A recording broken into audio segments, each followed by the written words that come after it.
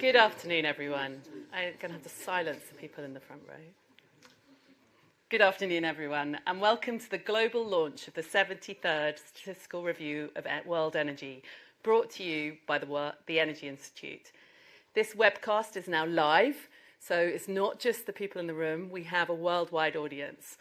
I'm Juliet Davenport, the President of the Energy Institute, and I would like to say a big welcome to everyone here in the room and the thousands online. This year it feels very bubbly in the room. We've got loads of voices, loads of chatter, and some really interesting data to discuss later. This is the second year under the custodianship of the Energy Institute, with the support from our co-authors KPMG and Kearney, and our data partners S&P Global. For those in the room, there is no fire drill planned. If there is alarm, there is an exit there, that one, going out to the street. And please put your phones to silent. Thank you. The Energy Institute is a global professional body for the energy sector, delivering good practice information and guidance, training courses, professional development, and convening of industry to work together to support the professionals in our sector. We took the decision 2 years ago now to take on the Energy Statistical Review from BP to continue to provide a free resource of information about the state of the world's energy systems. We felt in the context of creating a better energy future for our members and society by accelerating a just and global energy transition to net zero, the Statistical Review provides a first look, free to use, on how the world economy has done in relation to its commitments, particularly this year at COP28, and the evolution of world trade in the context of the Ukrainian crisis and the emerging trends across the world. For me, I started my own journey in the energy sector in the early 90s when I studied atmospheric physics and had an inkling that energy would have an important impact on our climate in the future. Not surprisingly then, there weren't many roles in climate change and the energy sector, and my own career path wasn't that straightforward. I did, however, manage to get in and do some European policy work, looking at the security of energy systems in Europe, and then mapping the potential for renewables across Europe. So the Statistical Review is a kind of revisiting for me of some of this data. This led to me founding a company called Good Energy, an early energy challenger over 20 years ago, pushing at the boundaries of energy and being at the forefront of sustainability. I'm pleased to see that the mainstream debate has now caught up with this and that the big tent of the Energy Institute now has energy transition at the core of its purpose. I do hope that anybody wanting to join the energy sector will find the path easier due to the work of the Energy Institute. And if you are here today and not a member, please go to our website and find out more about the work that we do. It's in that context, supporting the professionals in the energy industry, providing impartial information and disseminating the information, that we are here today. This is the EI's second statistical review, and we continue to be grateful for BP for the 7-decade legacy we inherited and for their continued support during the transition. The Statistical Review of World Energy is a vital resource giving insights into how the world's global energy systems are adapting to environmental, geopolitical and economic crises. The 2024 edition is published today and is accessible online. It's continuing an important watch for our project team. We know how important the data source is to the industry, professionals, academia, the workforce, policymakers and students, and outside our sector too in the finance and insurance industries. That's why we are committed to it being full, first and free, the fullest, most reliable account of energy production, trade, consumption and associated emissions, all of the data sets you use in one place. The first data source to provide a complete global picture of the previous year, 2023. And it's completely free to use, access for all users. This is crucial given our charitable status and the reason for us taking it on, for the betterment of society's understanding of energy. So continuity, yes, but you will also find some new bits to it this year. We've introduced new data sets like battery storage and battery cells, carbon capture, hydrogen, ammonia, uranium, carbon pricing, and additional key materials and minerals. We will also be engaging users on further developments in the coming months before the 2025 edition to ensure that the way we measure and analyse energy keeps pace with the transition as it progresses. considering our conversion methodologies and how that impacts the data in an energy transition, where power and electricity become more important. Thank you to our co-authors, KPMG and Kearney, who are here with us today, represented by Simon Verley, Partner and UK Head of Energy and Natural Resources at KPMG, and Romain Debar, Partner at Kearney and Managing Director of the Kearney Energy Transition Institute. And to S&P Global, who have joined us as our new knowledge partner and who provide essential market data for the statistical review.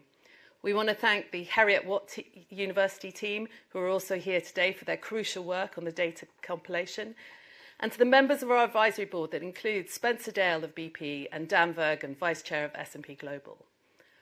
And finally, to the analyst team here, many of whom are in the room, and the wider Energy Institute staff, who have worked so hard, and I mean so hard, they all look a little tired today maybe, to make sure that this report became a reality. This is the Energy Institute Stats Review, but it's a shared endeavour, and we are proud to be working with all these respected organisations. I now want to invite Nick Waith, the EI's CEO, to take us on a journey through the insights from this new data published today. This will be followed by a panel discussion with Simon, Romain, Nick and myself, chaired by Rachel Morrison, Head of Energy at Bloomberg News. So please keep your thoughts and questions for the panel section after Nick's presentation. Thank you.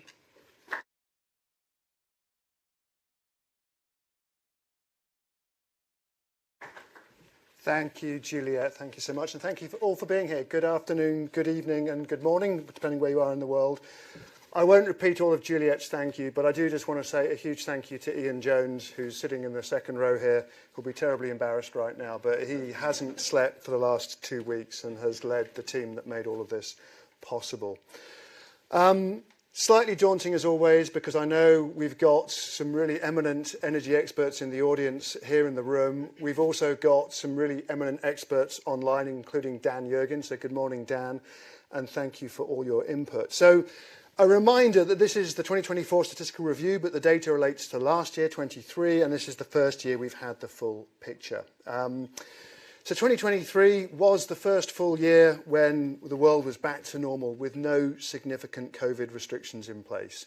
Chinese aviation had been the tail of global economic hiatus, but these restrictions came to an end at the end of 2022, start of 23. Conversely, this was the first full calendar year of impacts caused by the devastating Ukraine conflict and the associated sanctions on Russian oil and the concerted European efforts to move away from Russian gas.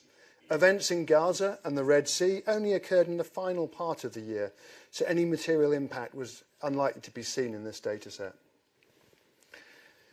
In terms of issues facing populations, let's remember, first and foremost, that 750 million people are still without access to reliable electricity, and more than 2.5 billion without clean cooking fuels, a major social injustice, and one I'll come back to later.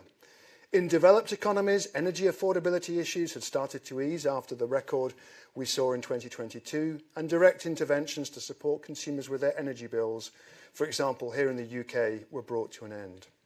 Inflationary pressures were down on the previous year's high, but still causing cost of living concerns and supply chain challenges across the energy sector. Globally, GDP growth was 3.2%, but with stark differences between Europe at 1% and India at nearly 8%. In response to both the climate and economic crises, governments around the world were making bold policy and spending interventions to reduce carbon emissions and stimulate growth. In the US, the Inflation Reduction Act, passed the previous August, represented the largest climate investment in US history, with around $370 billion in total earmarked for measures dedicated to improving energy security and accelerating clean energy transitions. A parallel effort, the European Green Deal, also initiated prior to 2023, which brought together a programme of commitments promising to unlock €1 trillion by 2030. And then on the environment, with global temperature increases averaging close to 1.5 degrees C, 2023 was the warmest year since record began, according to EU monitoring. This unprecedented rise in temperature was underscored by a series of extreme weather events, from devastating droughts and wildfires to marine heat waves, all signalling the urgency of mitigative action. And all of that is happening in the world today, in the Middle East, in the US. And at the tail of the year, many of us gathered in Dubai for COP28. The concluding UAE consensus contained the historic reference to transitioning away from all fossil fuels, tripling renewables and doubling energy efficiency by 2030. The Statistical Review is an extraordinary mine of credible, unbiased energy data, and we know users from all fields have been waiting for the new data set to refresh, reinforce, or reassess their work. My job today is to shine a light on some of the key changes over the past year and trends over the longer time frame in the context of the great challenges facing us on energy security, energy affordability, and of course the energy transition. These are, of course, by necessity selective, but they're certainly the most significant observations we've pulled out. So 5 stories. Number 1, record global energy consumption with coal and oil pushing fossil fuels and their emissions to record levels. Secondly, solar and wind push global renewable electricity generation to another record level. The ongoing Ukraine conflict cementing gas rebalancing in Europe. Fourthly, dependence on fossil fuels in major advanced economies is likely to have peaked. And finally, growth economies struggling to curb fossil fuels growth whilst renewables accelerate in China. Before I get into the highlights, and Juliet referenced this, one thing I want to flag is I'll be referring today in terms of primary energy, and we're undergoing a review of that for next year's statistical review. And so if any of you, I'm sure many of you do, have got strong views on the methodology that we use to convert renewables into primary equivalent or indeed the other direction, please do let the team know and watch this space. So in terms of the big global picture, there is no doubt we observe an energy-hungry world across a range of global measures. Record primary energy consumption, overall it was up 2% to 620 exajoules, overtaking last year's previous high, primarily driven by the bounce back in China from the lockdowns I described.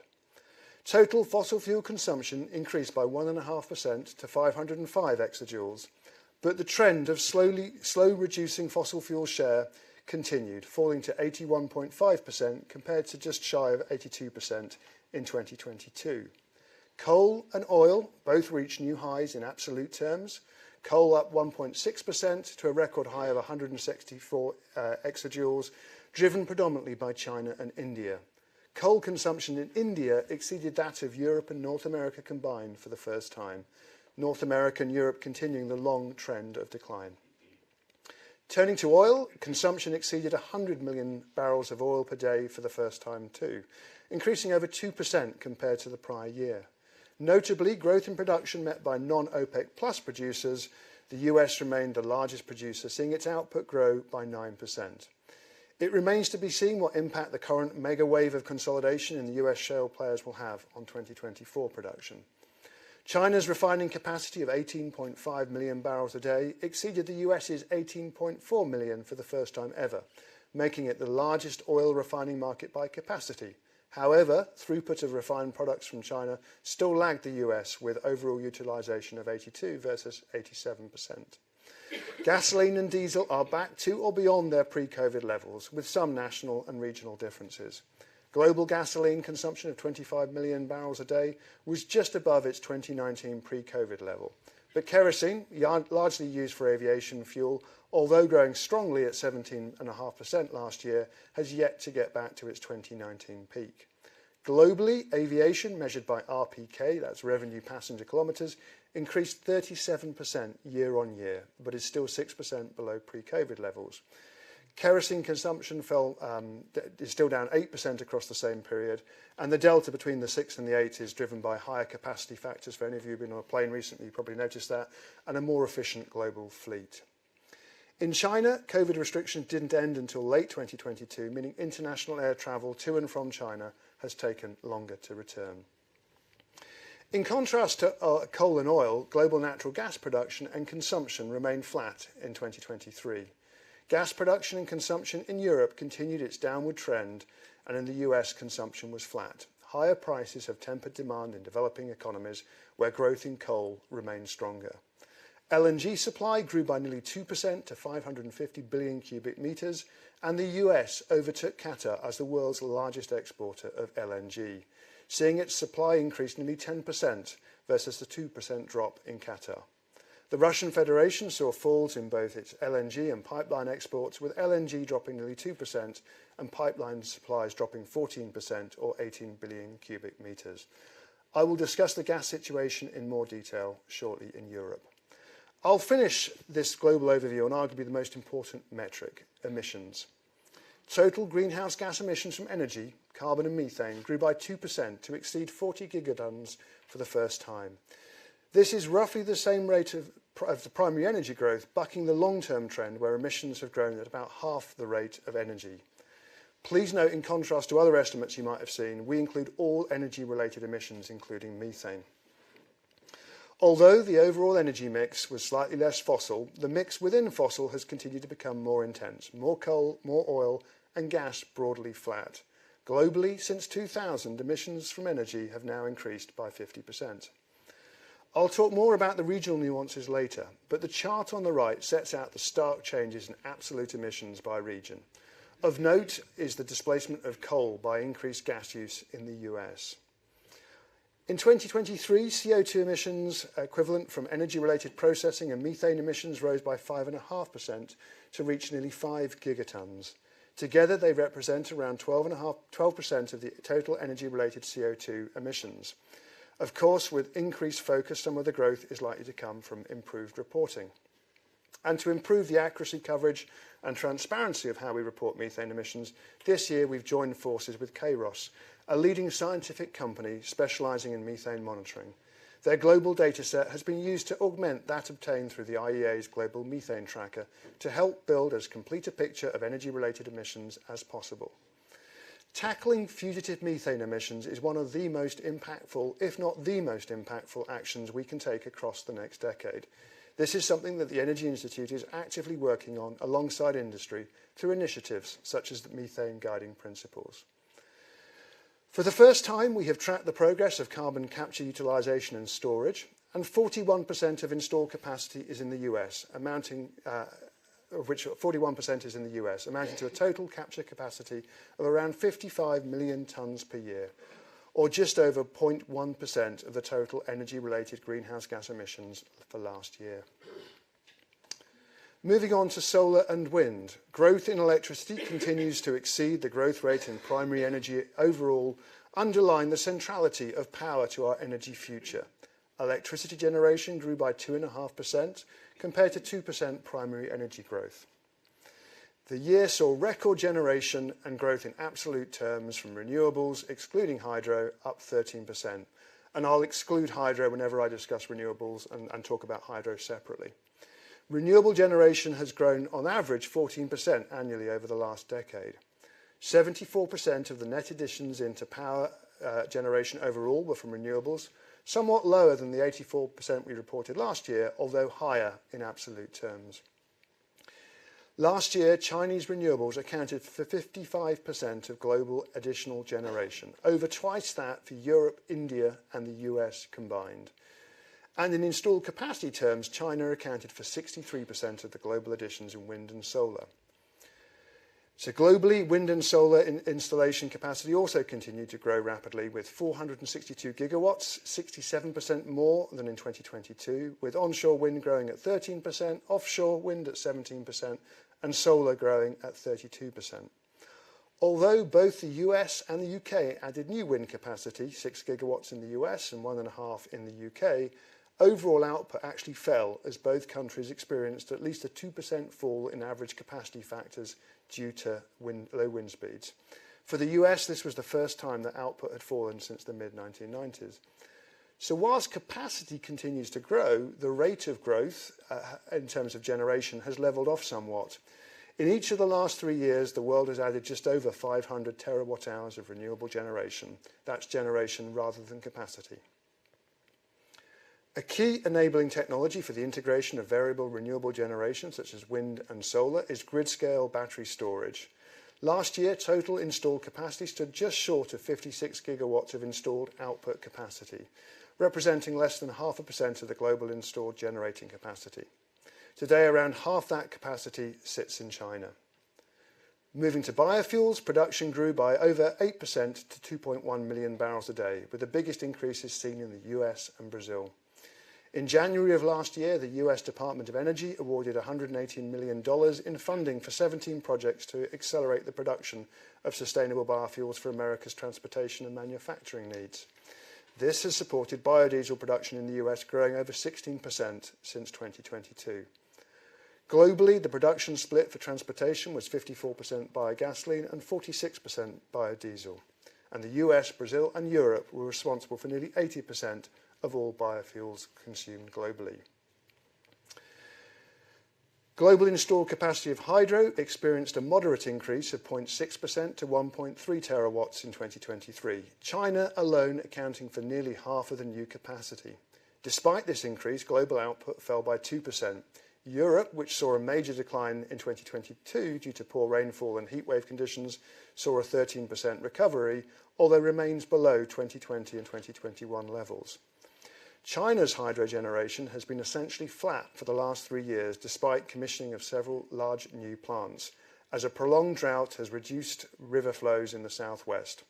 Since the drought started in the middle of 2022, China has been forced to turn back to coal to meet electricity consumption, whilst wind and solar have helped meet some of the growth in demand.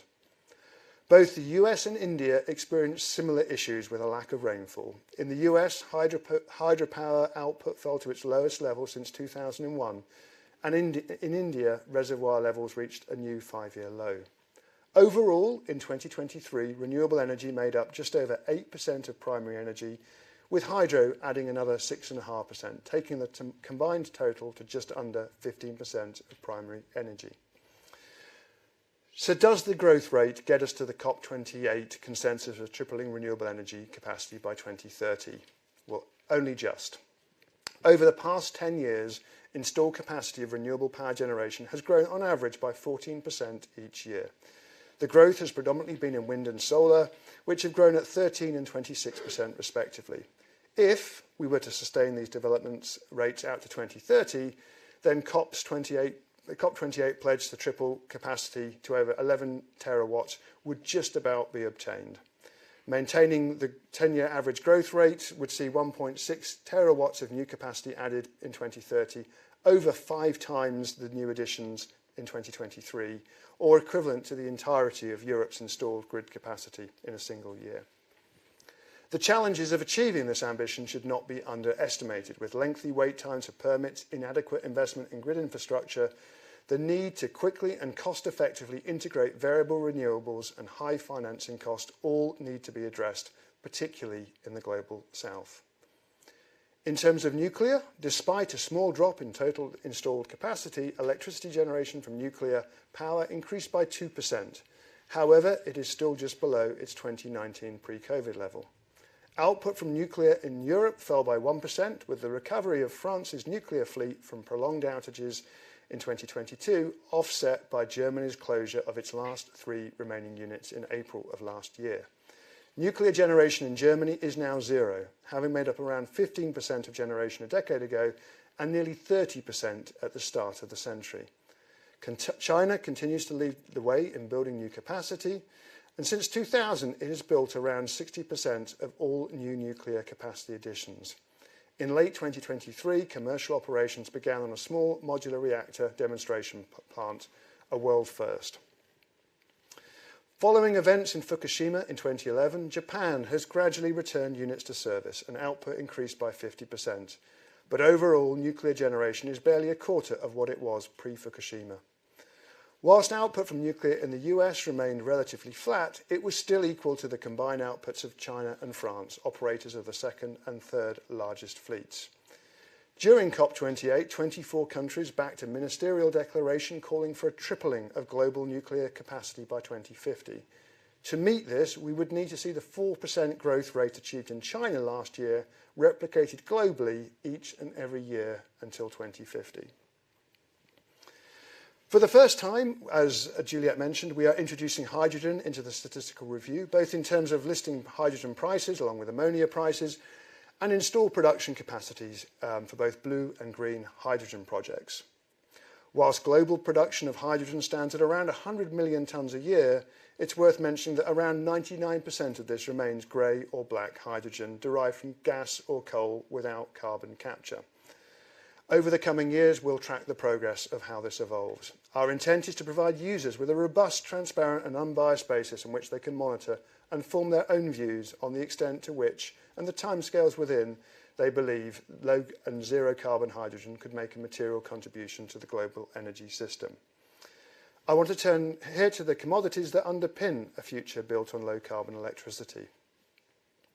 Across the board, prices for key metals and materials fell in 2023, coming back into the longer term ranges. The biggest declines were in cobalt, down 47%, petroleum needle coke down 36%, and lithium carbonate down 32%.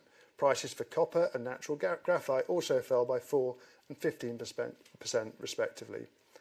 Whilst production of copper has grown at an average rate of around 2% over the last decade, it fell by 1.6%, driven by various interruptions globally across copper mining, such as the shutdown of the Cobre Panama operations, which has resulted in a steep raw copper ore prices for smelters. Production of other minerals critical to the global energy system, particularly those used in battery technologies, to continue to grow inconsistent with the long-term averages of around 4%. The Asia-Pac region produced nearly 70% of the metals and materials critical to the manufacture of lithium-ion batteries. Although Africa was responsible for nearly 75% of the world's raw cobalt production in 2023, China was both the world's leading producer of refined cobalt and the world's leading consumer of it, with nearly 87% of consumption used by its own lithium-ion battery industry. As well as producing nearly 20% of all lithium, China also produced around 77% of the world's natural graphite supply.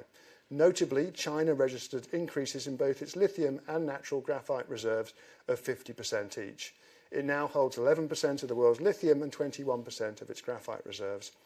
Looking forward, the supply of all key minerals and materials looks robust with today's reserve to production ratios across the 5 major resources that we measure, ranging from 46 years for copper through to 215 years for natural graphite, with an average of 98 years. However, this assessment is based on current production rates and registered reserves. By applying the production outlook to 2040 from the IEA's announced pledges scenario and assuming no new reserves are registered between now and then, the average would fall to 16 years, with lithium at just 13 and copper at 23 years. Now, clearly, we would expect further resource discovery between now and then, but it gives a sense of how much these commodities are expected to increase in terms of reserves of production. I know the availability of resources for the transition is often challenged as a constraint, but much like those who cited peak oil supply at the turn of this century, the likelihood of new reserves constantly being added is high. For now, at least, the constraints are more likely to be above ground than below ground. I'll move on to the recent trading environment and focus initially around the rebalancing of gas in Europe. And so 2023 was the first calendar year of the conflict, and we now have a fuller picture of gas demand reduction and supply substitution, and a sense of how much is perhaps permanent and what the implications are. Overall, European gas demand fell by 7%, following a fall of 13% the previous year. Data published by the EU's Copernicus Climate Change Service showed that average temperatures in Europe from December 22 to February 23 was 1.4 degrees Celsius above the 30-year average for the Northern Hemisphere, Europe's joint second warmest winter on record. Adjusting for European heating degree days in 23 versus 2021, which was a colder than usual winter, we estimate that around 20 billion cubic metres of gas demand was reduced simply due to lower heating requirements. The remainder of the decline, a combination of price signals, i.e. people had their heating on less, or at a lower temperature, and efficiency. So a future colder than normal winter would see a similar quantum of gas demand return, but with a strong relationship against price. European gas storage levels at the end of 23 were at about 86% compared to just 54% at the end of 2022. Europe's shift away from Russian supplies solidified in 2023, with LNG imports outflanking piped gas for the second year in a row. Russia's share of EU gas imports fell from 45% in 2012 to 24% in 2022, then just to 15% in 2023. European pipeline imports fell by 26%, or 40 BCM, almost entirely attributable to supplies from Russia, which accounted for 91% of the drop. Since 2016, the United States has moved from zero gas exports to becoming the world's #1 LNG supplier, overtaking Qatar and Australia. A remarkable shift for a country that was building LNG import facilities in the first decade of this century. As we described last year, Europe's hunger for imported LNG came at a price. Global gas prices remained high during 2023, although lower than 2022. A high financial cost to Europe, but at a carbon price to developing nations which continue to rely on increasing coal consumption. For example, in India, although 2023 gas consumption increased by 7%, coal consumption grew by 10%. And in absolute terms, the growth in coal alone was nearly as high as India's total gas consumption. I'll briefly cover the impacts of sanctions on Russia's crude and refined products. Last year, the US and Europe reduced their total imports of crude oil and refined products by 72% versus 2021. US imports are now virtually zero, whilst European imports from Russia fell 67% from 215 to just 70 million tonnes of oil equivalent.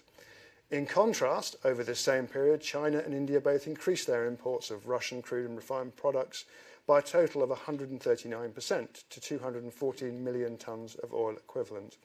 Whilst China accounted for 58% of this, the biggest rise between the 2 years was Russian exports to India, which rose 18-fold from 5 to 82 million tonnes of oil equivalent.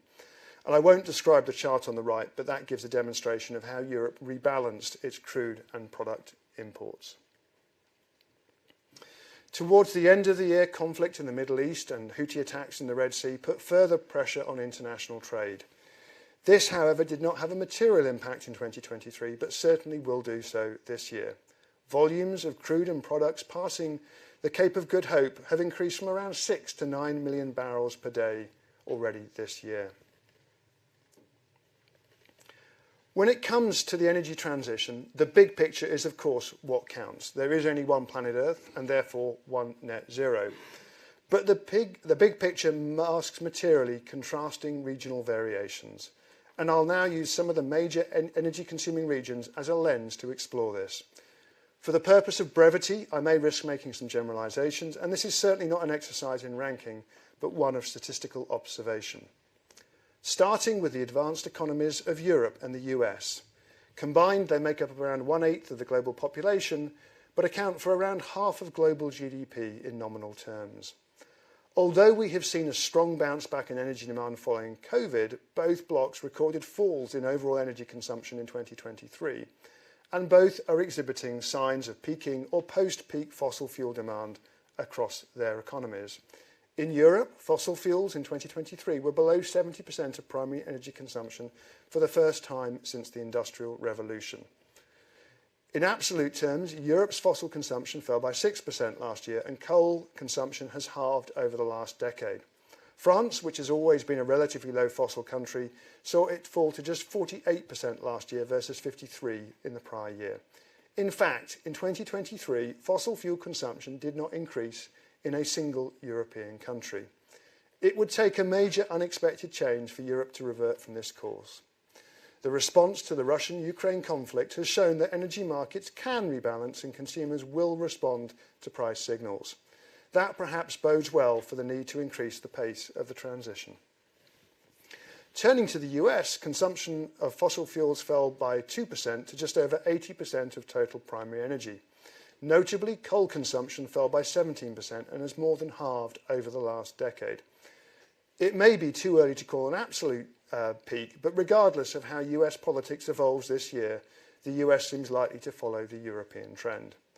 Focusing in on transportation fuels, the trends are more nuanced. Gasoline consumption increased by 1% in the US, 5% in Europe, whereas diesel has continued to fall by 5% and 3% respectively.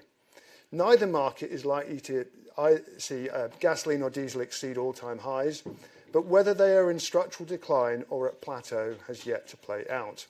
And despite the increasing sale of EVs, numbers are still too low to have a material impact on fuel demand. These two blocks led the start of the renewable revolution, positioning first and second until China overtook in 2021. The post-COVID and inflation responses to the Inflation Reduction Act in the US and the EU Green Deal have accelerated investment in many forms of clean energy across both regions, but this has yet to flow through materially in terms of generation figures. And, as I've already highlighted, the renewable percentage growth rate in both Europe and US declined in 2023, in part due to those low wind speeds. But for the avoidance of doubt, renewables still grew in both geographies. Finally, despite the focus on electrification, both the US and Europe saw falls in overall electricity demand last year. The wave of EVs, heat pumps and new data centres has yet to catch up with overall improvements in energy efficiency. For example, here in the UK, electricity consumption fell by 2% due to ongoing energy efficiency regulations, increased use of LED light bulbs and continued consumer habit change, clearly driven in part by electricity prices that were about double historical averages. But we may be nearing an inflection point. According to analyses, data centre electricity consumption could triple by 2030, reaching 3 to 4.5% of global energy consumption. Extrapolating the 5-year growth rate of renewables out to 2030, this means data centres could absorb up to 1/6 of new renewable capacity. Of course, in reality, this will be far more localised, where data centres are likely to be built near where power is cheap, clean and abundant. I'll now talk about the major growth economies of the Global South, focusing first through the lenses of India and Africa. I know this ignores many other developing economies such as South America and elsewhere in Asia, but a lot of the two stories can be told through these two massive blocks.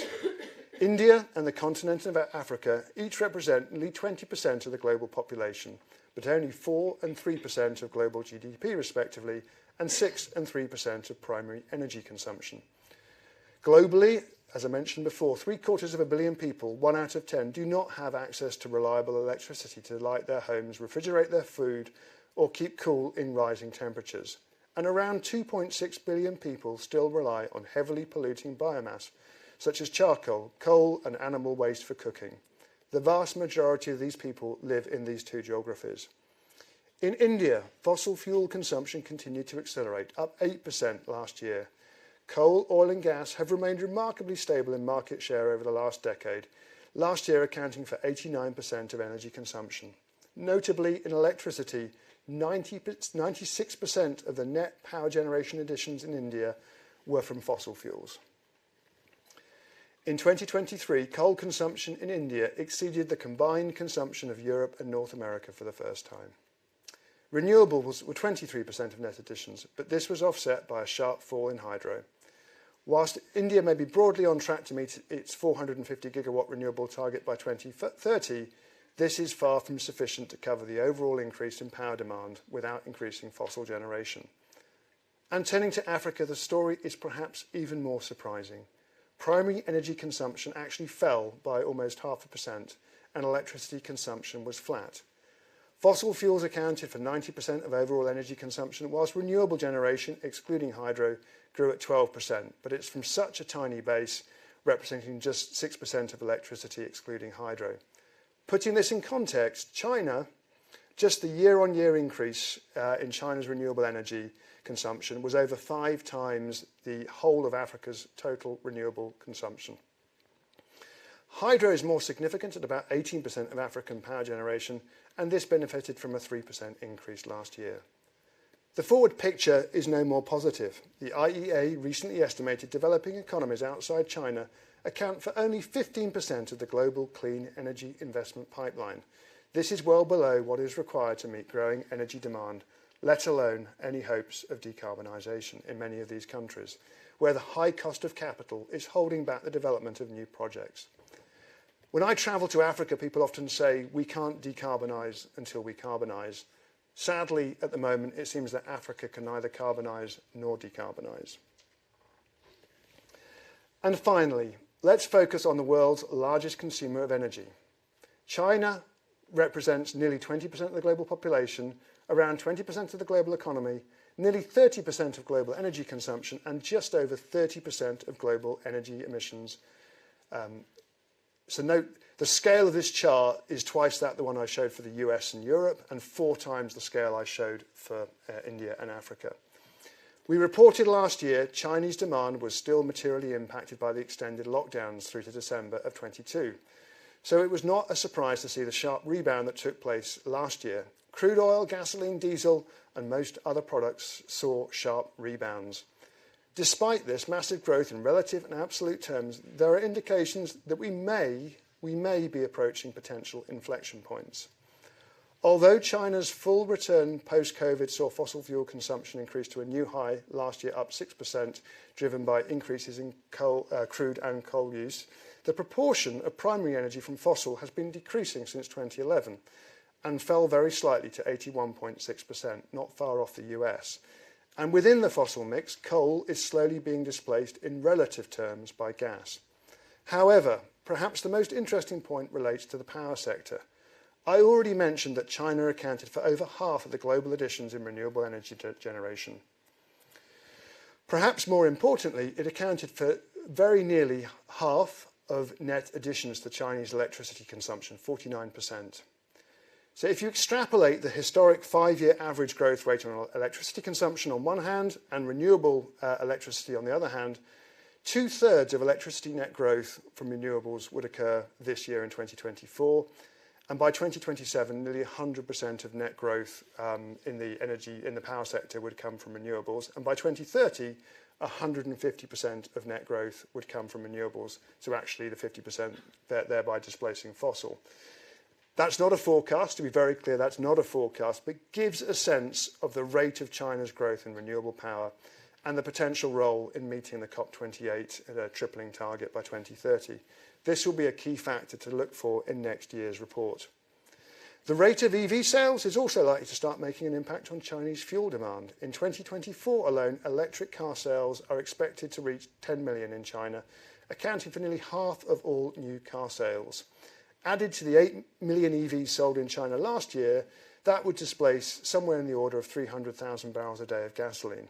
Of course, China's grid today is still 60% coal-fired, but that will reduce through time, as we have seen historically. Drawing this section together, let me briefly show a couple of charts comparing relative energy consumption and carbon intensities across all these regions.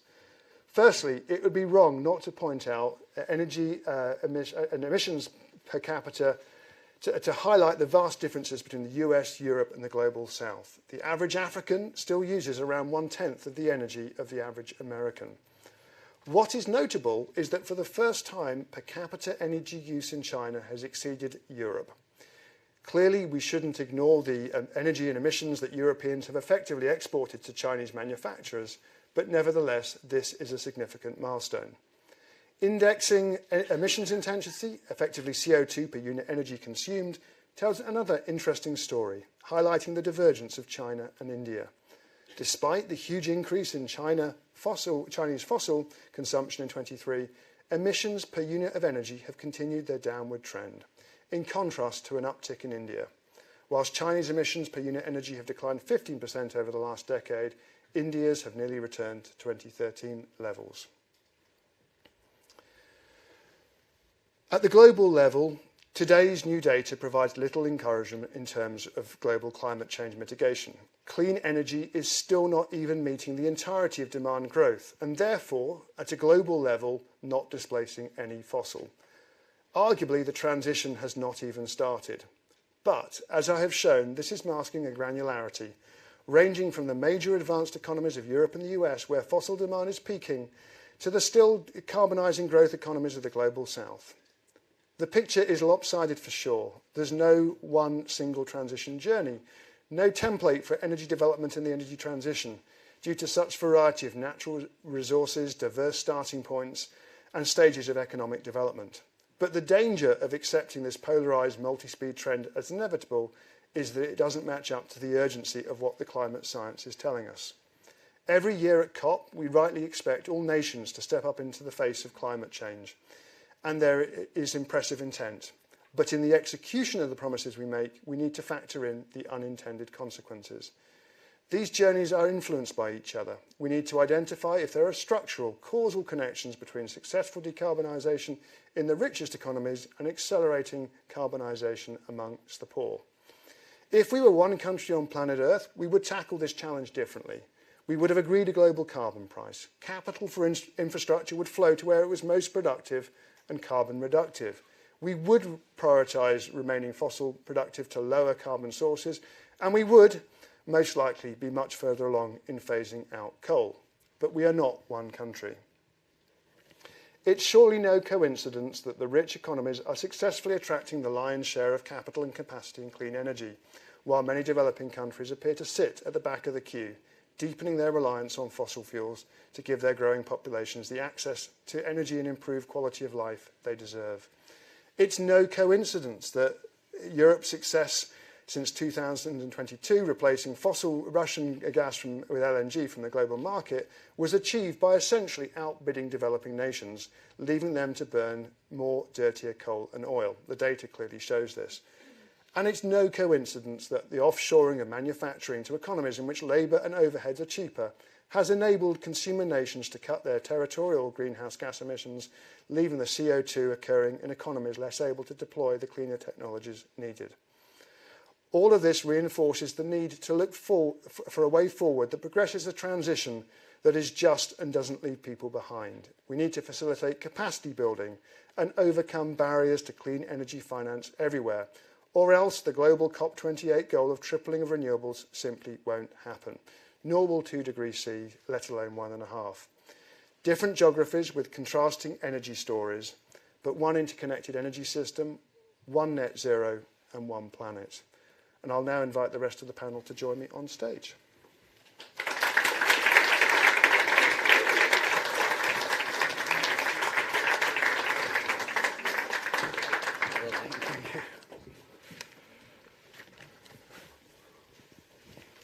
Thank you very much, Nick, for taking us through some fascinating insights there.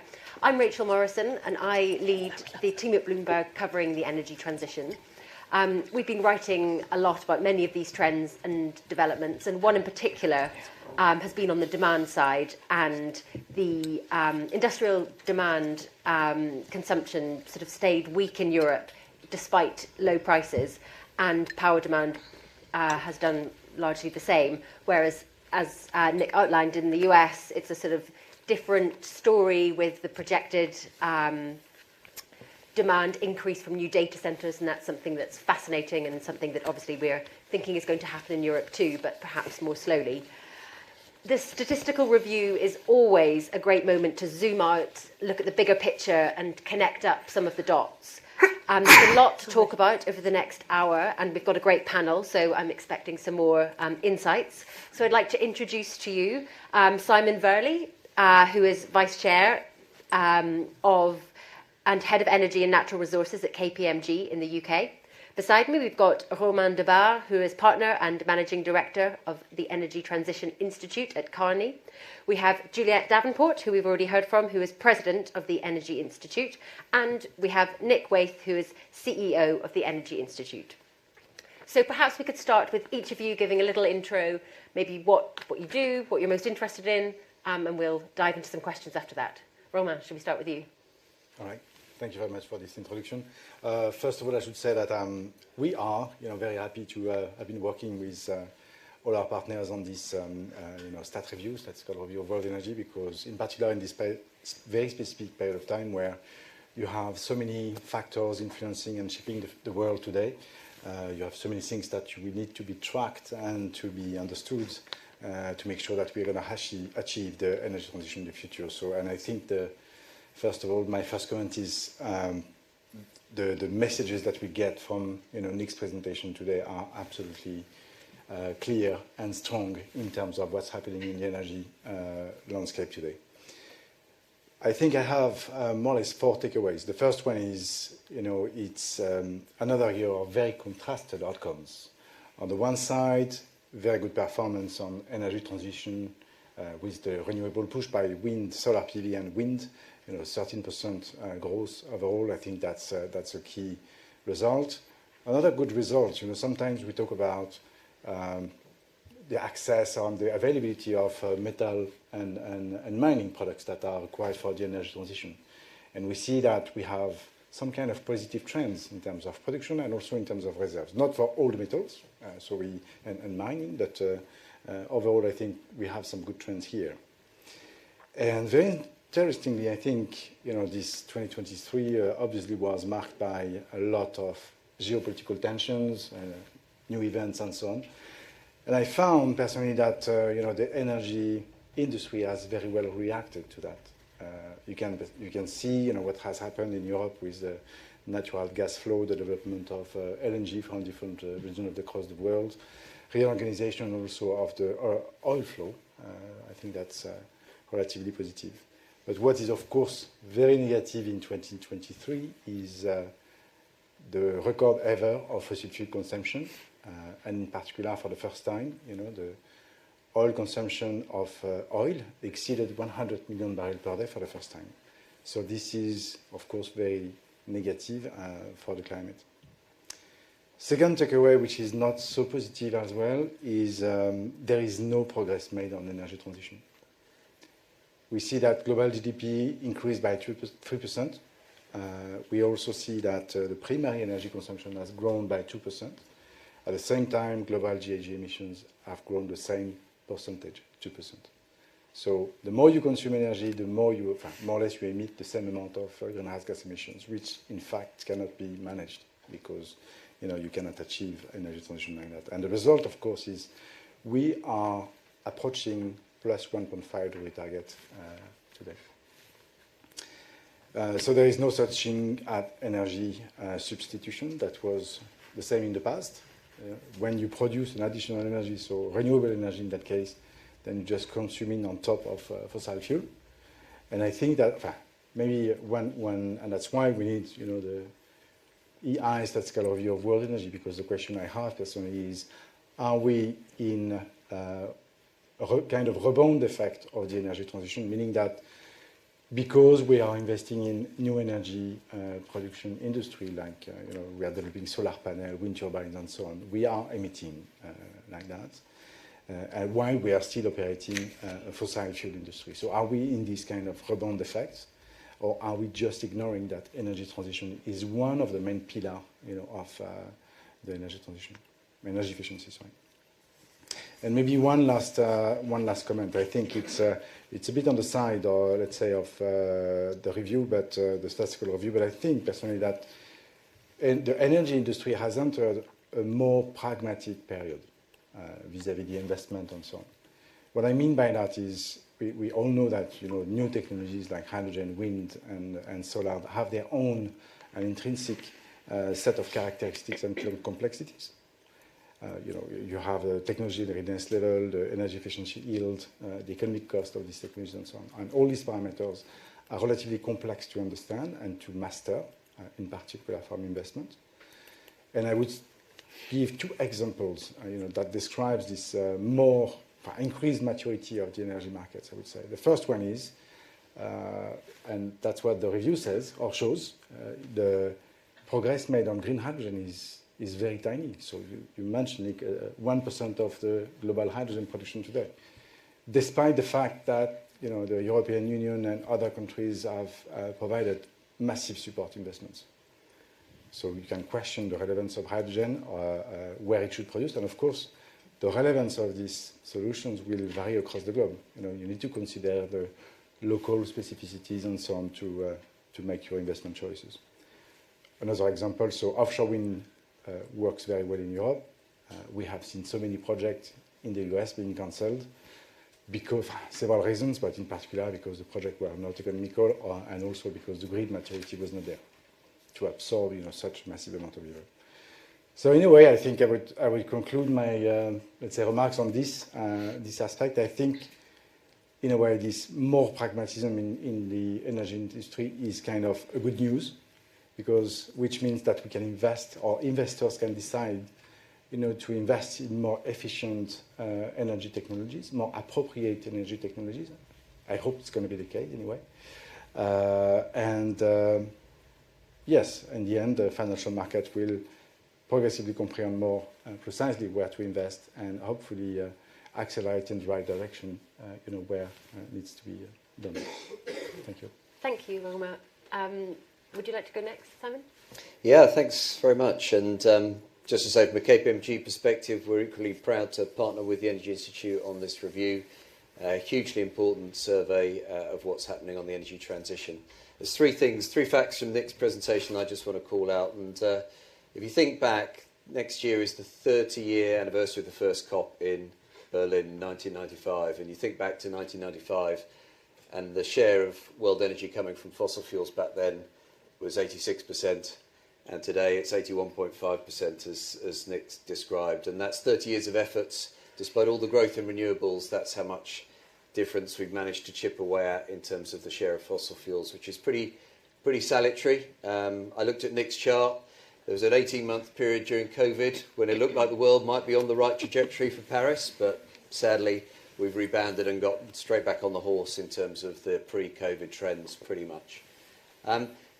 On a slightly lighter and brighter note, I thought that the remarkable stat you had about China adding more renewables than the rest of the world combined has to give us all some encouragement, some hope there. Because if China can do it at the scale they're going to do it at, then costs should continue to come down. And that should hopefully help with the deployment of renewables and other low-carbon technologies around the world. But then the third stat that jumped out at me was your one about India and 96% of the power generation additions being fossil, and India itself alone consuming more coal than North America and Europe combined, which I think for me just redoubles the point about those countries that are further along on the energy transition have to now step up in terms of the finance, the capacity, the capability in helping those countries where demand is growing faster to transition faster and not go through the same journey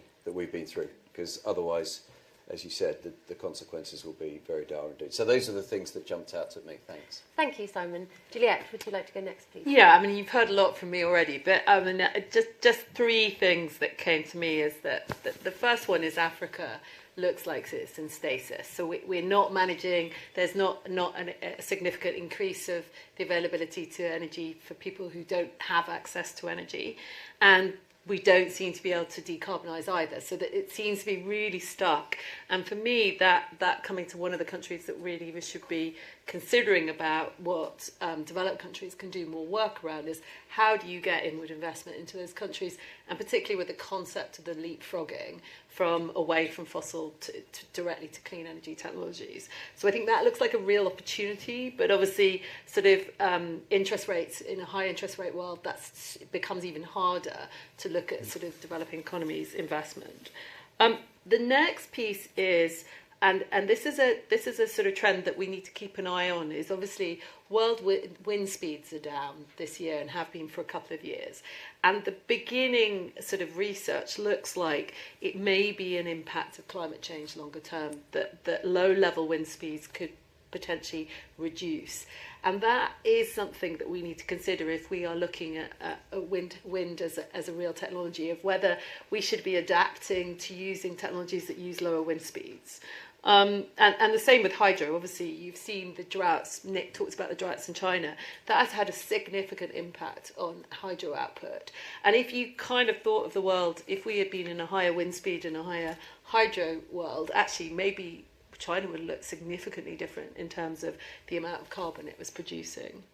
And then finally, the last chart where we were showing sort of average per capita emissions in the US right at the top there, and then sort of Europe looking quite smug down at the bottom. The reality about Europe is that we do export significant amounts of our supply chain.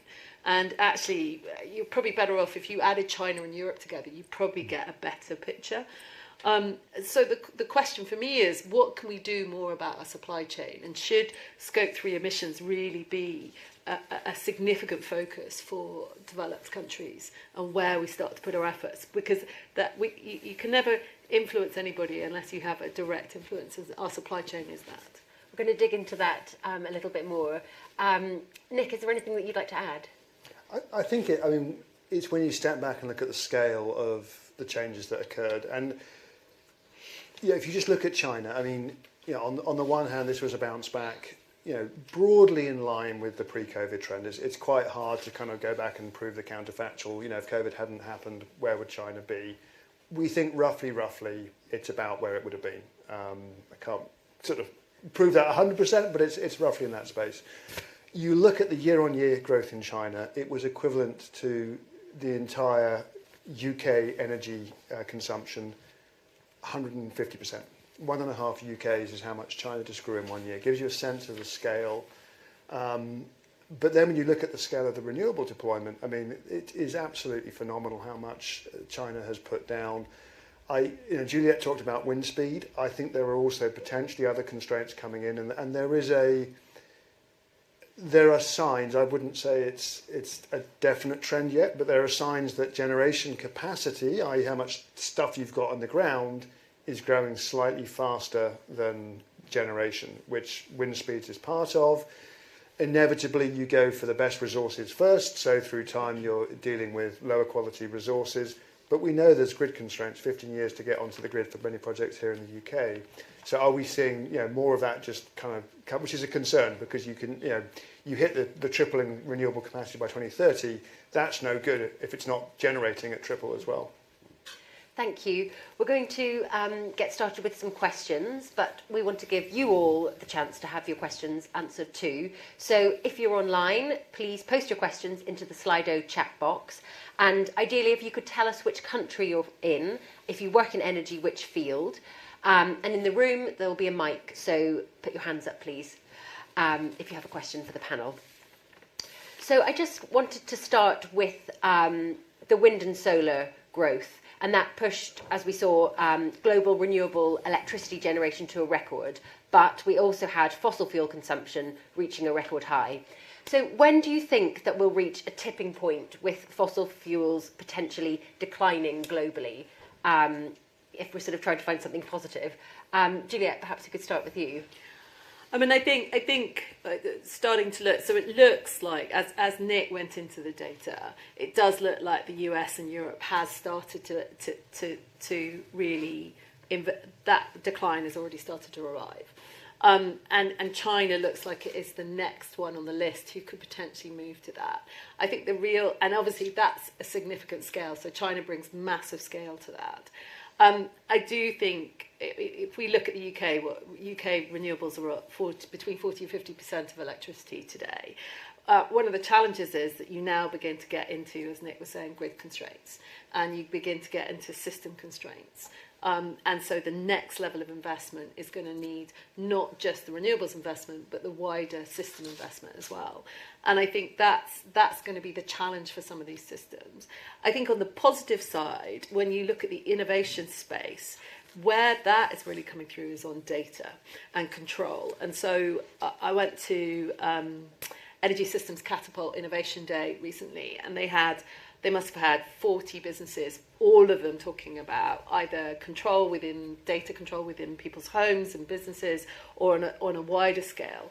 So actually using these technologies to better effect with flexibility input, battery storage input, we will actually potentially see the ability to use more. I think the UK, we constrain about 7% of our renewables off. So actually, if we could actively use that percentage, you could see these percentages coming up. So while there are some constraints in there, I think there's some real opportunities as well to innovate our way into using these technologies more effectively. Romain, anything that you would add to that? I think, again, I fully agree with you, Juliette, on this aspect. I think we should also... When we think about solar and wind, we should potentially think about nuclear as well. I'm not saying that because I'm French, but this is a low carbon technology anyway also. And what I mean by we need to consider nuclear is that the percentage or the target we are all thinking about will vary per country. Today 70% of our electricity generation in France is from nuclear, so we don't need as much solar and wind to decarbonize now our power network. One point I think which is also interesting is we think that, and it's kind of the obvious, I would say, that solar and wind are decarbonized, but that's not true, in fact. When you produce solar panel, in particular when you produce them in countries where you have intense carbon intensity, on the power grid. So when you import that in some countries, it takes years to get the carbon benefits of installing this solar panel. So and it's part of the, let's say, the energy efficiency aspect that we really need to focus on. So we want to produce more solar panel and wind because we need that, but don't forget that we also need to decarbonize the production of these solutions as well. So that's, I think that's why probably we need, I think I see that as a very good sign that many countries are re-importing the manufacturing of these technologies because they also have a lower carbon intensive power network. And if we can stick with renewables, we heard that the growth trajectory that we're on, if we continue it, is just about going to get us to the COP28 goal of tripling renewables by 2030. Do we think that that's enough? Is that sort of comfortable enough? Should we be, presumably we think we should be pushing harder, but, is that quite good news given that we're not saying there's a huge mountain to climb, we just have to keep doing what we're doing, albeit that's already quite a lot. Simon?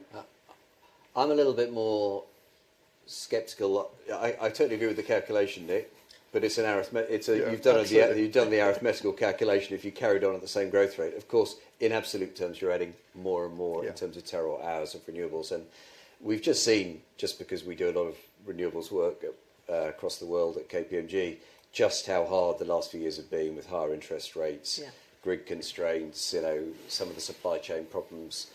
We need to tackle those blockages, clearly, but those problems have been writ large in lots of geographies. And so I think they're going to be quite some challenges for policymakers to overcome those blockages to deploying that scale of renewables year after year after year, obviously in absolute terms increasing a lot. So I hope the maths works out, but I think there's a lot to do.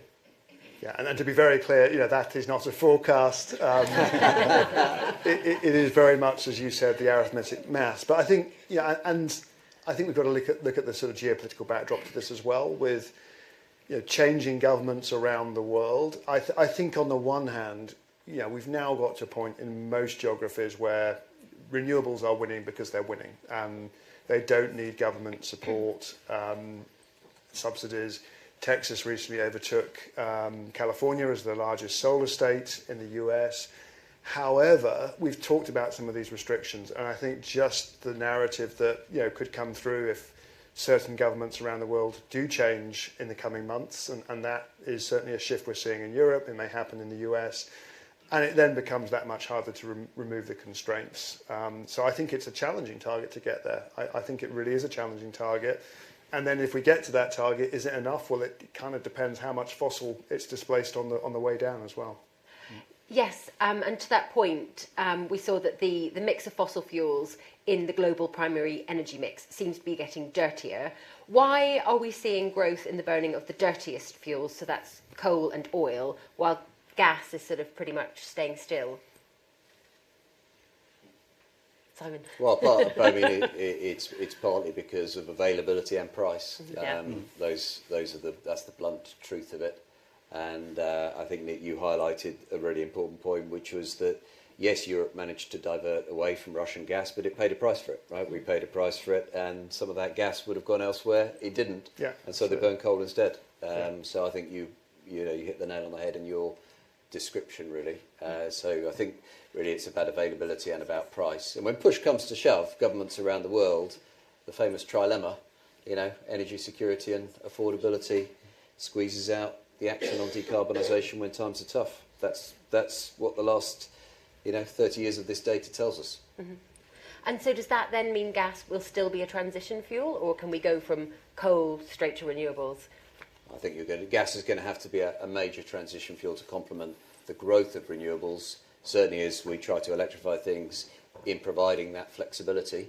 And of course, longer term, if we can get hydrogen going, if we can get carbon capture going at scale, seem to be too small to register even on the charts that you were showing, but clearly that's got to be, that gives an enduring role for gas if you can get those low carbon technologies going. And I think in the power sector, we are seeing that play out. In the US power sector, We're seeing gas displacing coal, renewables displacing coal and gas. You saw that in the chart of the stacked emissions. And that will happen at some point in China. Again, they weren't forecast, but I gave you those sort of senses that it'd be a really interesting thing to look for next year when hopefully with China we're comparing two like-for-like years rather than two very different years. What proportion of the power grid in terms of the delta year on year comes from renewables? If you stick with the trend, it's 2/3 next year. If you get to look for that number next year, I think that will give you a really strong signal as to where we're going in terms of electrification, decarbonisation of the power grid. If we could talk a little bit about Juliette's point, the data shows that emissions are falling in Europe, and how much of that is real, or some of the emissions being exported to China? And do we have a full view of who is emitting, and is that possible? Juliette, perhaps we can start with you. Well, I think we're now at the sort of beginning of the journey for particularly listed businesses and businesses that are looking at their ESG reporting to start looking at Scope 3 and what that means. So one of my other roles is I chair a renewable rooftop fund, sort of, in fact, although we deploy solar and we generate power from solar, actually we've got quite a big carbon footprint because of where the panels themselves are manufactured. So actually just producing the data in the first place and having that conversation about what are we going to do about the embedded carbon within some of these technologies is a really important starting point. And then the question is, if we have Scope 3, how can you use those Scope 3 emissions to really start influencing your supply chain going forwards? And how does that mean? So Roman's idea of sort of importing all the technologies into the UK, but I mean, the other thing is that you can just start to say you have to decarbonise the manufacture of this technology with itself almost, and that would make most sense. So I think it is really super important to start this data collection across industries to understand where are we exporting our emissions to, and what is the true emission figure? Yeah. Roman, what would you add to that? First of all, I think it's absolutely true what you've said. I think the challenge of the decarbonization is it comes with a cost. So when you have, you take the example of a plant, that produces solar panel, you want to decarbonize it, you need to install some solutions to decarbonize. So whether it's going to be carbon capture or new power connection, things like that, it's going to cost a lot of money. And many of these sectors have tiny margins. So, it's very difficult then for them to make the investment.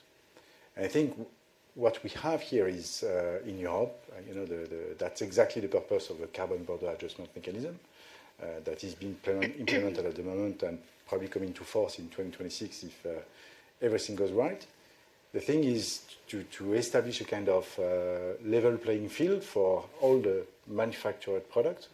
First of all, raw materials.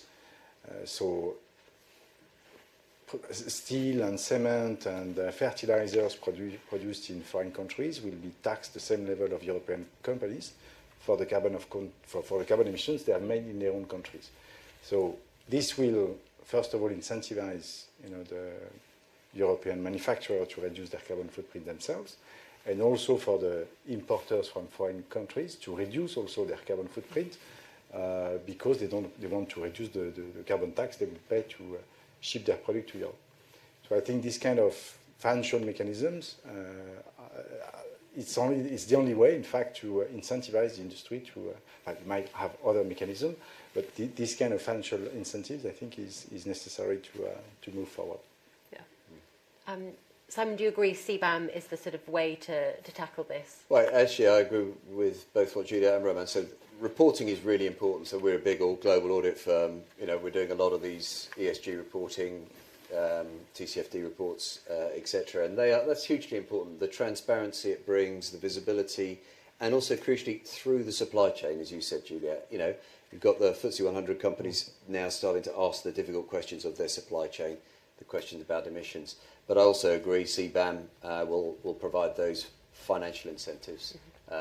The risk, of course, is that we end up in a trade war, and we don't want that because we need China to be continuing to decarbonise, and that's all the globe benefiting from the fall in costs of those low-carbon technologies.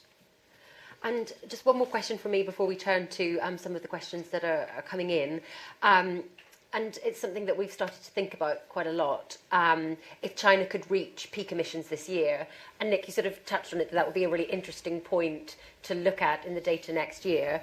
And I'm just wondering how much you think a weak economy or weaker than expected economy in China, perhaps weak is overstating it, but it hasn't roared back in the way that many expected. Is that the main contributor to sort of some of the emissions data we see, or could it be really peak emissions? Well, I don't think peak emissions is going to happen in China this year. I'll be very, very clear on that. But I was talking about a sort of tipping point where you begin to displace fossil just in the power grid.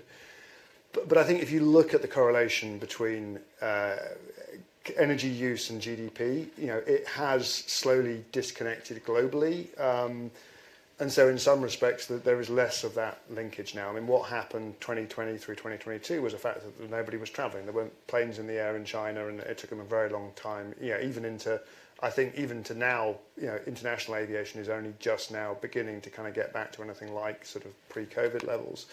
So yes, of course, if economic activity slows, it will have an impact on energy use, but I'm not sure it's as significant as it might have been a decade ago. Yeah.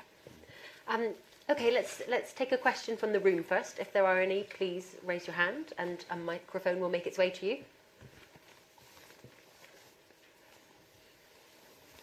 Yes, in the middle here, please.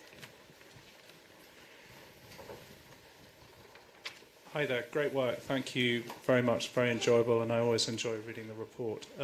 Malcolm Forbes Cable from Wood Mackenzie.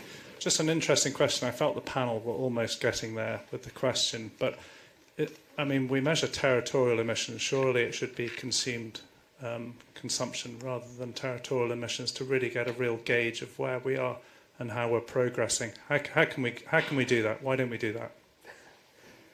I think, yes. I think, wouldn't that be great? I mean, that's effectively, you've reached a global carbon price. I think it needs firms like KPMG and probably Wood Mackenzie to figure out the mechanisms by which we get there. And I think, people say it's really difficult, it's really challenging. When I bought my iPhone, I didn't write lots of checks to different people to pay for different elements of it, the screen to one person, somebody else for the chip. Somehow we've got to get the financial system to be applied to how we manage carbon. Now, one way to do that would be to create a global carbon price that effectively every carbon would be financialized. But in the absence of that, we need to find the mechanisms, and I'm sure there's some very smart people working on that. But it's probably beyond the bailiwick of the Energy Institute, but maybe some in the audience have got some better ideas. And I think carbon and energy literacy, not just in this sector, but in wider sectors, becomes incredibly important.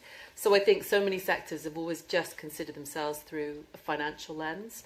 Actually, if you start to look at businesses through other lenses as well, whether it's a carbon or an energy lens, you discover things about your businesses and inefficiencies within the businesses that you may never have seen before. And I think actually it can add far more than just sort of trying to look at it from these prospects. It can actually make things much more efficient overall. Just to add, the global reporting standards, which I'm sure you know about, ISSB, starting to bring together some of these frameworks, I think will, over time, help us with that consistency of how we're measuring carbon emissions. And as I say, the more that the larger companies are then looking into their supply chains, over time, that should help us with this point about where the emissions are really coming from, I think. Thank you. So we have a question from Sean Hamilton, who's asked this online, and he's sort of saying, is the report and the data showing that COP is not fit for purpose? How can the Energy Institute and others put pressure on governments for direct change? Perhaps, Juliette, I could ask you. How can you put more pressure on governments? Small question. I actually think COP is... I was at some of the original COPs where... They were very lonely affairs, some of the original COPs. So, you used to turn up and there was a lot of people in the room, very quiet. And then you'd have a very small constituency of people outside the room, tiny. I have to say the COP is built and built. And in a sense, originally, it wasn't very inclusive. It is now massively inclusive. And I think actually having the COPs in the middle of the part of the industry, which is one of the biggest challenged industries, the fossil industry, is incredibly important, and bringing more people into the tent. So I personally think, as I've seen COP, particularly since Paris, has actually gained momentum. And although any shift like this is going to take time, but it feels like every year we are moving forwards in one way or another. There are lots of challenges. There are huge challenges. We have a war in Ukraine. We have interest rates that are significantly high, so very difficult investment area. But I personally think underlying this, there are a lot of movements in the right direction.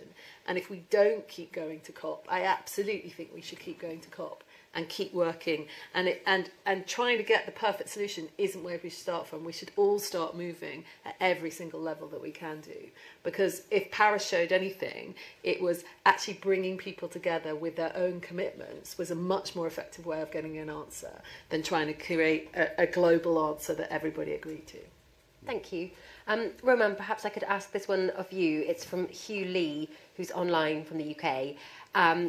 And he asks, in a few words, what would be the top priority for a just transition?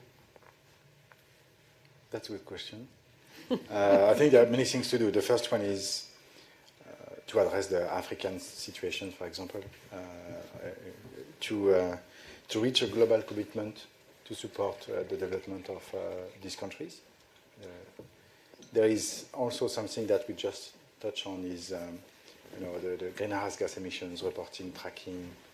I think that's something that must be deployed in other geographies on global scale. Strengthen energy efficiency measures in all sectors. And there is something also that we very often forget is the negative emission technologies. So we have carbon capture and storage, forestation, afforestation, BECCS, like bioenergy plus CCS, as the IPCC promote.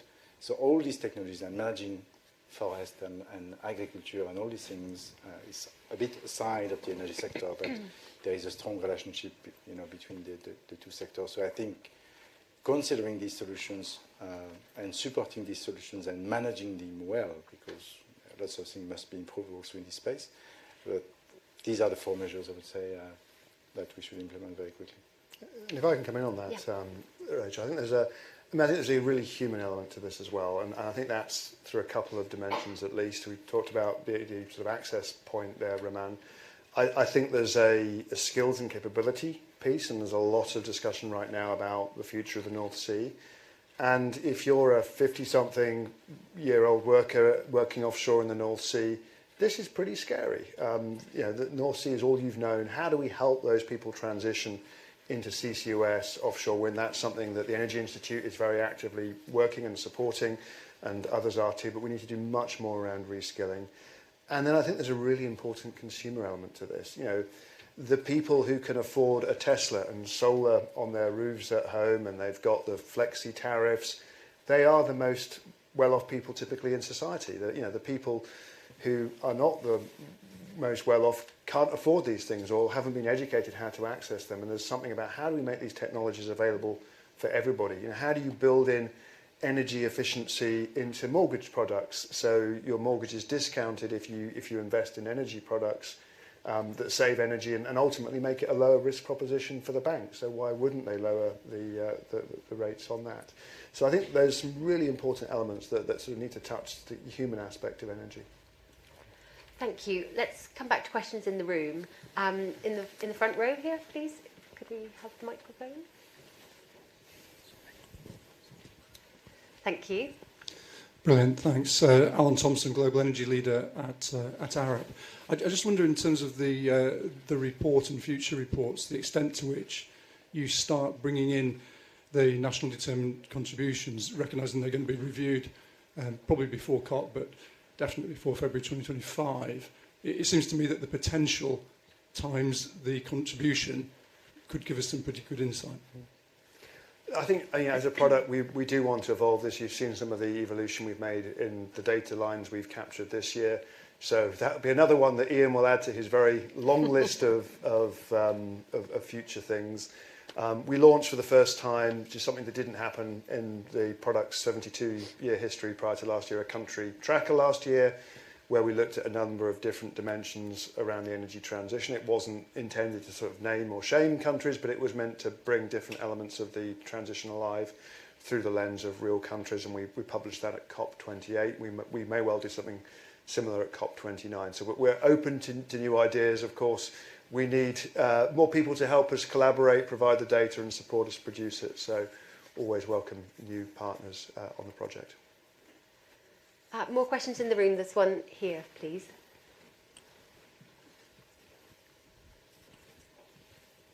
Hi, I'm Rob Gross.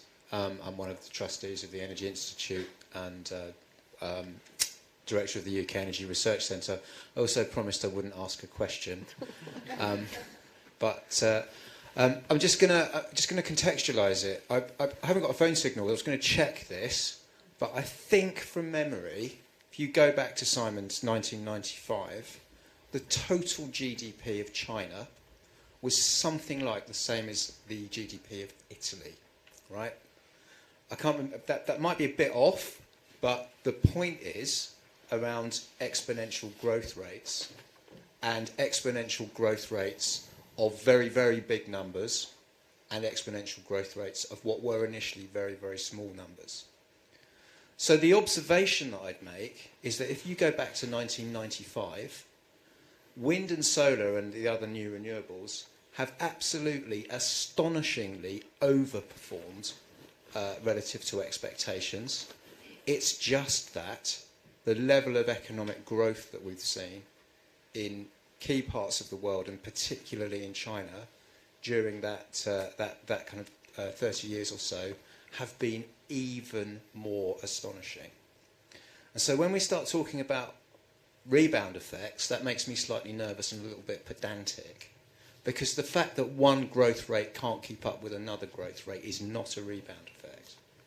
Okay, it's just that phenomenal changes have happened in the global economy, which has driven commodity increases. I am getting to a question, and the question is, in 1995, we would not have, I think, been expecting to have seen the success that we have seen with renewables. It was discounted largely. We would have expected to see a huge amount more carbon capture and storage as the end of pipe solution. Why haven't we? Simon, you unfortunately looked up, so I'll... It wasn't it's not just to Simon, sorry. Rob, you said you weren't going to ask me a difficult question. Why haven't we? Well, as the victim of having tried to lead two efforts to get CCS off on the ground in the UK, as some of the people in the room know. Why? Because it was proved to be very expensive, Rob. I mean, that's the blunt truth. And there hasn't been a consistency of policy direction to support it at the price that it was available. That's the blunt truth. I can see a lot of people, in fact, some people who are involved nodding over there. So I think that's the reality of it. Obviously, with enhanced oil recovery, it does work in certain parts of the world, but that's not the point, right? So the economics have proved extremely hard. But to be a slightly more optimist, to take your point, Rob, about unexpected changes, in my mind, we now need to do what we did on wind and solar over the last 20 years. We now need to do the same for hydrogen and CCS. And I think if we really put our minds to it, we can achieve the same sort of transformational change that I think you're referring to. So, you know, let's hope if we're still all around in 20 years, we can look back and say we did the same for hydrogen and CCS that we did for wind and solar. I also think there was a big political move outside government to push on renewables. So you had the green groups and everybody aligned behind that. The messaging around CCUS was much more complex. Yeah. And it looked like it gave the industry the excuse to continue to pollute, and that messaging and narrative needed to shift. I think we are at a point where we can shift it, but it still needs some focus if we are going to get worldwide support around it. And for me, there is something about the modularity. I mean, the reason wind and solar, as you know, Rob, have scaled so quickly and come down in cost so much is because, you know, a solar panel in Germany is the same as it is in China, is the same as it is in India. And my fear, you know, when you see that nuclear target, I think the only way you get there is you've got to agree some sort of, you know, global approaches. Nuclear, and we're seeing this in the US in particular, begins to become the domain of government more so than private industry, certainly large-scale nuclear. But if we have 50 different regulatory regimes for SMR, I forget it. So how do we standardise globally on these technologies, and one is the same wherever it's built and used in the world? Yes, and I would add to that the scale-up of the solar PV industry and the wind industry is quite recent. It happens, let's say, in the last 20 years. So China's explosion and economic growth started before that. So and they didn't have the choice but to use coal or the energy that they had in place. So these kind of bottlenecks, it takes time to scale up the industrial capacity and the mining capacity as well to supply all these industries. So it's not like it's going to be done in 1 or 2 years. The industry transformation is a long way to go. Sorry. And another question coming from Svein Bringeland from Sweden on land use. And I love this question. How are we going to handle the amount of space that renewables, the renewables production are going to need? How are we going to find that land, prioritise that use of land where we have other competing needs for land? There's some absolutely staggering figures on how much is needed. Any thoughts on that, Romain? I always remember, I hope I'm going to quote it properly. There was somebody from the power sector in France that said, if we want to achieve 30 gigawatt of solar panel in France, we just need to cover the football areas. That's all. The challenge here is, of course, it's distributed. You need to connect them and a lot of things. So I think the space is not really the question, in fact. It's more the cost of the land, because the cost of the land will impact the cost of the solar, the electric generation in the end. But space you have, and there are also innovation in that space, meaning that you have agri-photovoltaic, you have you have rooftop solar panels, you have these kind of things, and for wind, it's a bit more disturbing, and potentially less accepted, so that's where you potentially have more reluctance to deploy wind, whether it's onshore or offshore. Juliette, you'd put everything on, use all the roofs. Well, I mean, I chair a rooftop solar fund, Yep. so yes. I mean, I think we've got about a 0.5 gigawatt pipeline just in the UK. There is a lot of space on roofs. The technology is evolving. There's new technologies like lightweight solar as well. I think in the UK we've done the equivalent, but not on football pitches. It's golf courses. Okay. So you could cover a bunch of golf courses. A question: I don't know how many golfers there are on the road. That would be really upsetting. But I mean, a technology like wind power, you can continue to use the land around a wind farm very simply. I mean, most wind farms are on active sort of working farms in the UK, and as soon as you go offshore again, the sea continues to operate around an offshore wind farm. So I think the space thing is less important, but I think that the price thing is and how you evolve that.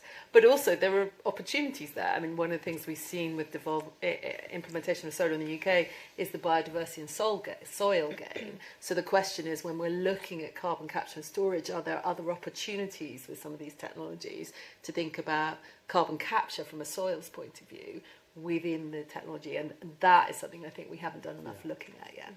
I think there's massive opportunity. I mean, this is working. Solar and farming, sheep grazing around solar panels, enjoying the shade. I mean, this is a reality, and it's supported by farmers. It's supported by communities.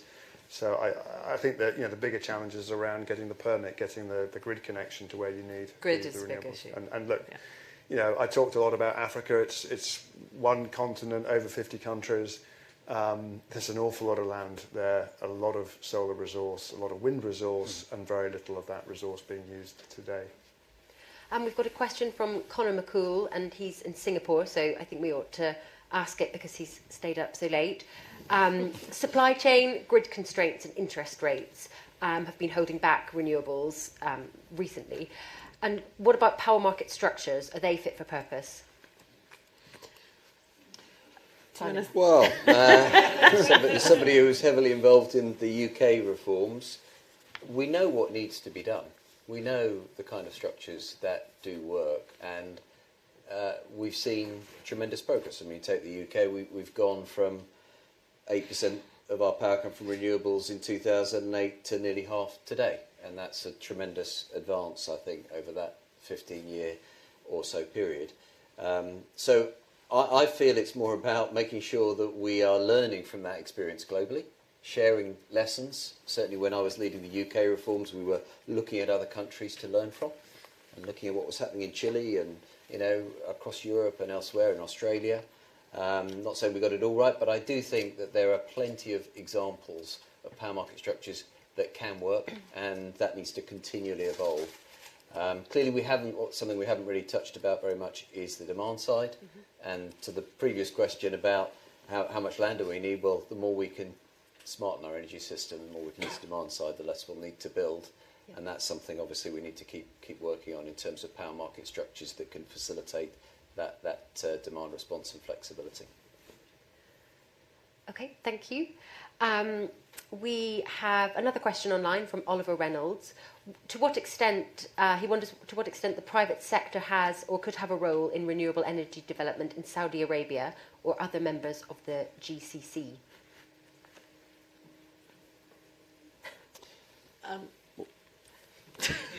Well, we're doing a lot of work in the Middle East at the moment with some of the leading energy companies over there. I just would call out the ambition of those energy companies is not just to catch up, it's to leapfrog. Yeah. It is to build the biggest, you know, green hydrogen plant, the biggest carbon capture, the biggest solar deployments. I mean, you know, what is going on in Saudi at the moment is extraordinary. If anybody hasn't been there, I can see some of my colleagues who've been there recently in the room. It is an amazing transformation that's happening. So I think there's plenty of opportunity, and partnerships is the way forward, right? They are looking for partnerships. They want to build on the expertise, but not just build on the expertise, as I say, leapfrog and go further. Anyone want to add anything else?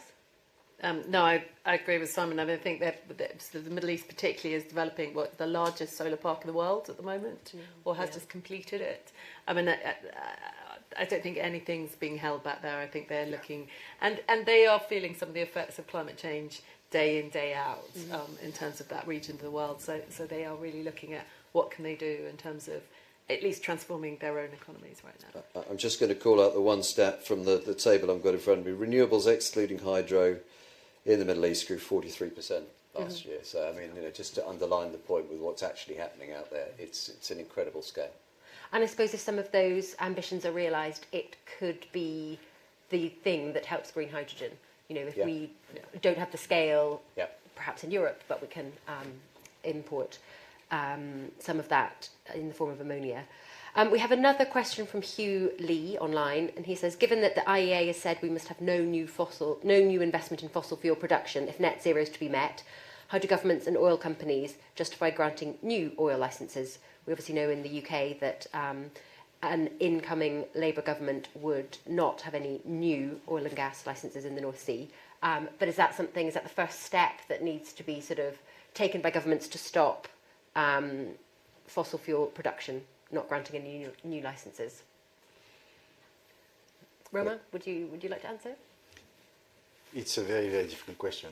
You know, it's goes much far beyond pure energy transition, because, of course, you have energy security that comes into play, not only for the producers but also for, you know, buyers like European nations and other nations, of course, and economic development in producing countries.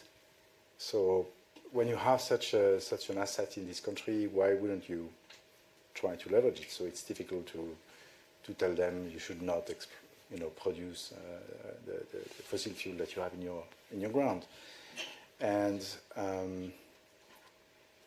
I think also it's an open market, and that that's the logic that has been driven the oil and gas since the beginning, meaning that the objective is to find the oil and gas that is the cheapest, to find the one that is clean and safe to produce, and so on. So when you have, for me, I mean, if you look from this very logical aspect, if you find a reservoir or an oil gas field that is produced at a lower cost, much cleaner than others, then maybe the company that owns both should close, the old one and keep watching the new one. I think that's how it works. And then you have seen the curves. We cannot shut down the supply of oil and gas tomorrow morning, because the consequences, of course, would be good for the climate, but the consequences for societies and economies would be dramatic. So it's a complex, equation to manage, and I don't. Yeah, that's what I can say. Simon, what would you add to that? I'd just add, of course, the link back to the previous question about hydrogen and CCS. So clearly, if we can get those working at scale, then natural gas converted to hydrogen, CO2 captured, provides an enduring and ongoing role. So that really is a key dependency in terms of the role of oil and gas over the longer term in the energy transition, is can we get hydrogen and carbon capture working at scale at an affordable price? Juliette? So I would turn it on its head, actually. So rather than trying to restrict at the level, I would really start to try and invest in kind of reducing the requirement to do that. So there's a piece of research that I saw yesterday, I think it was, that came out that suggested, I don't know whether you remember the green crap kind of conversation back in 2015. If we continue to invest in zero carbon homes, energy efficiency in this country and renewables at that point, the estimate is we would have saved the economy 22 billion by this point. And so for me, it's actually turning it around. Rather than trying to restrict something, why don't we actually try and reduce our demand for it significantly? And I think that's the place to start. My experience is when you start, you can restrict it because it's a headline figure, but actually much better off really, really investing in the transition. And that will then mean that actually Roman's point about which license do you do, because there's not enough demand, you keep the cheapest one, you get rid of the more expensive one, and you leave that in the ground. Because that is eventually what we're going to have to do, is leave the expensive resources in the ground. Yeah. And to me, the polarity is unhelpful, and these are done deliberately, politically, but it's unhelpful. And absolutely, holding Juliette's point first and foremost, but there is going to be a ranking. And if we were, I mentioned before, if planet Earth was one country, we would be increasing production in the Middle East, which are the cheapest and lowest carbon barrels. We wouldn't be doing the difficult, expensive stuff. Yeah. And that would there'd be a merit order that we would follow. That world does not exist. But if we hold that mindset, I think it's an important way to sort of start thinking. And once you start applying a carbon price to each barrel of produced oil, that would begin to alter that merit order. Yeah. We've got a question from Jack Zhao online, and he says, given the high US-China geopolitical risk now and some tariff issues, how can China play the full role for the energy transition? What are your thoughts?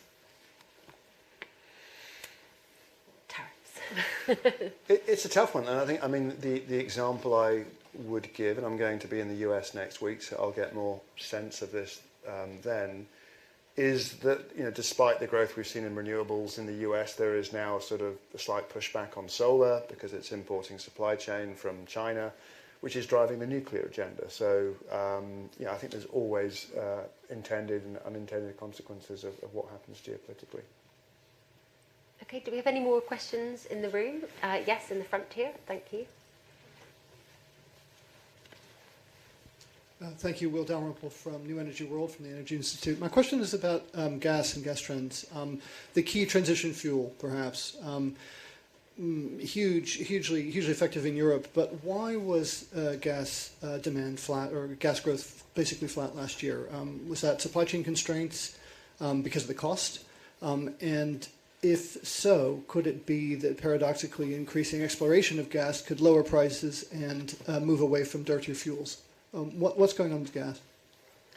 Nick, you look keen to Well, I answer. think that was probably the biggest single thing that surprised me on this year's data was, well, why is gas flat? And it is absolutely flat. I mean, there's a 0.00% change year on year.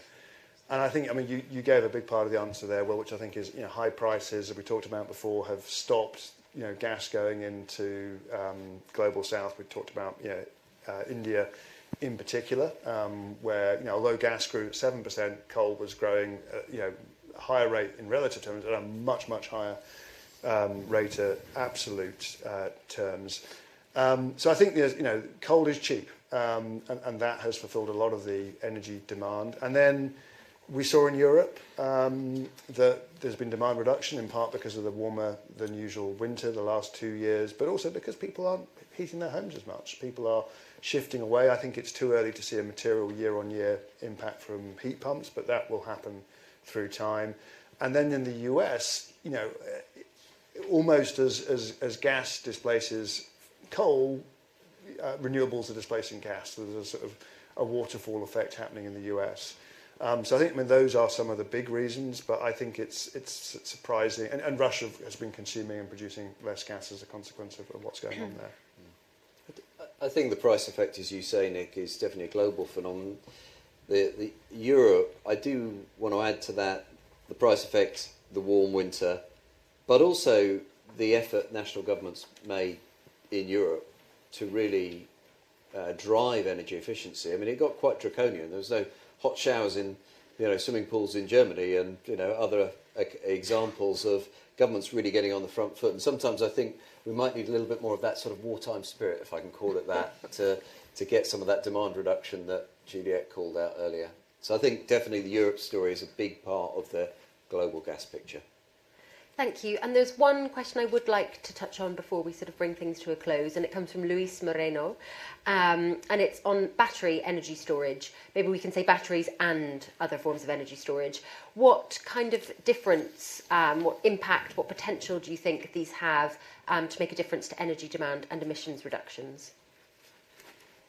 So, I mean, obviously they have a huge role to play. I mean, I mentioned the sort of the amount that we constrain off in the UK because we produce too much power at certain times and we don't have enough demand. And there are other points where actually we're having to spin up sort of big fossil to manage the downshift in renewables, and we've got a huge demand. So I think there is a massive role to play.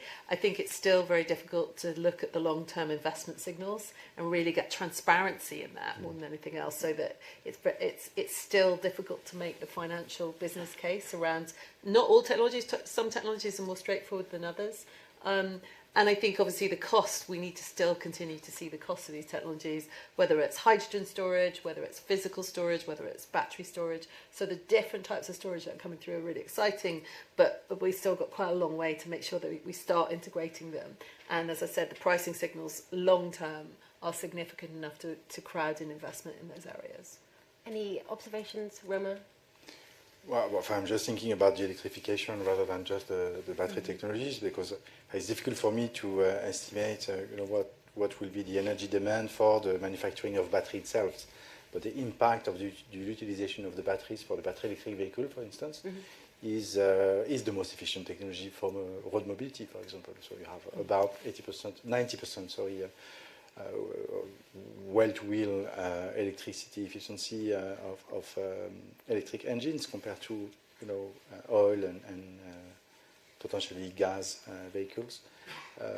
So yes, we will, if you electrify mobility relatively quickly, you will reduce the demand for oil, in particular oil products. So that's obvious. But when you look at the rate at which the electric vehicles are being deployed, it's quite small. So 10 million only in China, and I don't have all the numbers, but today the impact is relatively negligible, but on the long term, it's going to probably impact. And I think there's an opportunity to also see a reduce in cost. I mean, I think if you use an electric vehicle in the UK, you can probably save about £1,000, £2,000 a year in terms of your fuel costs. That still is not a message coming through, and it's also not accessible to everybody. So people tend to be off street, they tend to not have on-street charging, and they don't have accessibility to lower tariffs. So I think there's a load of piece in there still evolving on the transport side. And for me, I mean, there's a massive opportunity around digitalisation of the energy system, which is beginning to play out. We've seen some of the national grid trials with demand response where people get paid to turn down their power at a given point. And I think, how do we scale that? How do we engage people in that? How do we automate that? I mean, I'm sitting here right now feeling slightly frustrated. It's nearly sunny out there. I know my car isn't charging because I didn't tell it to charge, and it's charging overnight. And so how do we automate this? And to me, one of the biggest things we underestimate on this transition is the role of digital it's not going to generate but it's going to better balance when electrons get to where they need to. And storage is part of that story, but it's also, the demand side is a big part of that too. Thank you. We've covered a really broad range of topics. So thank you all to everyone in the room for your questions, to everyone online for your questions, and to all the panellists, because it's no mean feat to have a sort of global, any topic within energy to answer questions on. So thank you very much.